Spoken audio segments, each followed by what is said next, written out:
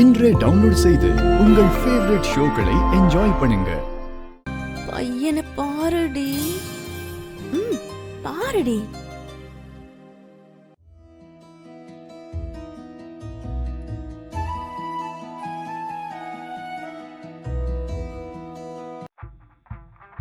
என் பேரு அமரேந்திரா.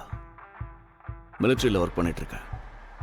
என்னோட அம்மா அப்பா 2 பேரும் இதே ஊர்ல தான் இருக்காங்க. நான் எந்த மாதிரி ஒய்ஃப் வரணுங்கிற எக்ஸ்பெக்டேஷன் வச்சிருக்கனோ நீங்களும் கூட அதே மாதிரி நினைச்சிருப்பீங்க. என்கிட்ட ஏதாவது கேட்கணும்னா கேட்கலாம், பிடிக்கலனாலும் நீங்க தைரியமா சொல்லலாம். முதல்ல நீங்க கேளுங்க. நீங்களே முதல்ல கேளுங்க. சரி, நான் மிலிட்ரியில ஒர்க் பண்றேன்னு தெரிஞ்சும் கூட சம்மதிச்சு இங்க உட்காந்துருக்கீங்க. எதுக்குன்னு நான் தெரிஞ்சுக்கலாமா? இதுல என்ன இருக்கு? உங்களுக்கு டிரான்ஸ்ஃபர் கிடைக்கும் போது நான் நாடு முழுக்க சுத்தி பார்ப்பேன். அப்புறம் நான் மனு என்ன சொல்ல வரான்னா, நாட்டை காதலிக்கிறவரு, நாட்டோடைய பாதுகாப்புக்காக வேலை பார்க்கிறவரு, அவளையும் ஃபேமிலியும் எவ்வளவு நல்லா பார்த்துப்பாருன்னு சொல்ல வரா. உனக்கு ஒண்ணுமே தெரியாது, முட்டாள்.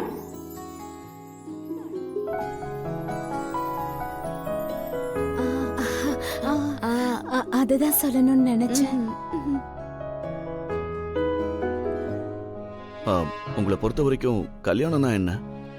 நம்ம கல்யாணத்துல நீங்க என்ன எக்ஸ்பெக்ட் பண்றீங்க? என்னன்னா, நல்லபடியா இந்த கல்யாணம் நடந்துச்சுன்னா. ஆனாதைங்க, சின்ன வயசுல இருந்தே எங்களுக்குன்னு யாருமே இல்லாம எப்படியோ நாங்க வளர்ந்துட்டோம்.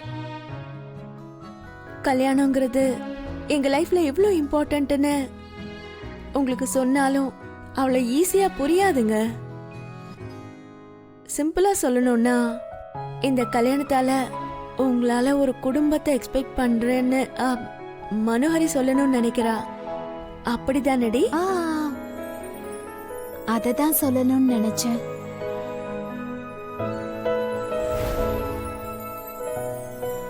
தம்பி, பொண்ண எனக்கு பொண்ணு பிடிச்சிருக்கு. ஆனா எப்படி சொல்றதுன்னு தான் நான் யோசிச்சுக்கிட்டு இருக்கேன். பரவாயில்ல தம்பி, சொல்லுங்க.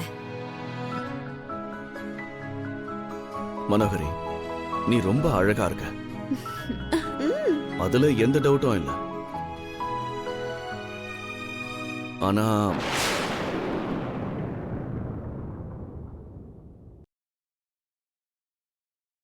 எனக்கு அந்த பொண்ணு தான் பிடிச்சிருக்கு.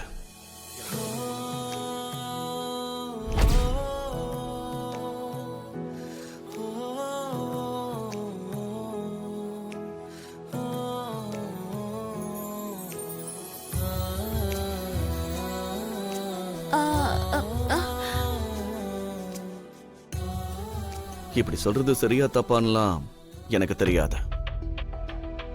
ஆனா என் மனசுல தோணுனதை சொல்லாம போறது கரெக்டா இருக்காதுன்னு எனக்கு தோணுச்சு. நீங்க எதுவும் தப்பா நினைக்காதீங்க மேடம். என் மனசுல தோணுனதை நான் இங்க சொல்லிட்டேன்.